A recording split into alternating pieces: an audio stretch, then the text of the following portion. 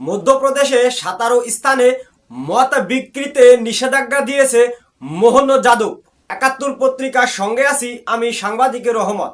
সম্প্রতি ভারতের মধ্যপ্রদেশের 17 স্থানে মদ বেচা বিক্রিতে নিষেধাজ্ঞা দিয়েছে মধ্যপ্রদেশে মুখ্যমন্ত্রী মোহন যাদব।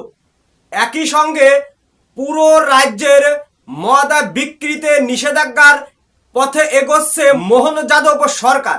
সম্প্রতি শুক্রবার 24শে জানুয়ারি আনন্দবাজার পত্রিকা অনলাইনের এক রিপোর্ট থেকে এমনটাই জানা গিয়েছে। ভারতের প্রতিটা রাজ্যে একদম খোলামেলাভাবে বিক্রি হয় অবৈধ মদ, যা বিভিন্ন ঘরে বিভিন্ন জায়গা অবৈধভাবে এই মদ তৈরি করা হয়ে থাকে এবং এই মদ খেয়ে ভারতের প্রায় রাজ্যে বিভিন্ন স্থানে মানুষ মারা যাচ্ছে। যে বয়সে মানুষ পড়ালেখা করে সেই বয়সে মদে এতটা আসক্ত হচ্ছে যে পড়ালেখার চরম ক্ষতিতে পড়ে গেছে সে দেশের তরুণ যুবক সমাজ।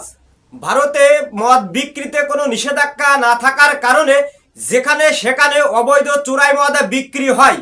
সরকারের রাজস্ব ফাঁকি দেওয়ার উদ্দেশ্য করে বিভিন্ন ঘরে বাগানে গোপন ডেরায় এই মদ কোনো কেমিক্যালের নিয়ম নীতি তোয়াক্কা না করে এই সব মদ তৈরি হয়, যে মদ সম্পূর্ণরূপে বিষাক্ত এবং এই মদ খেয়ে ভারতের তরুণ যুবক এবং বয়স্ক লোকেরা বিভিন্ন সময় মারা যাচ্ছে।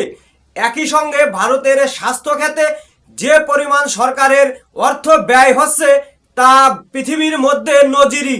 তাই বিজেপির মুখ্যমন্ত্রী মোহন যাদব মধ্যপ্রদেশে মদ বেচা বিক্রিতে 17 স্থানে নিষেধাজ্ঞা জারি করেছে।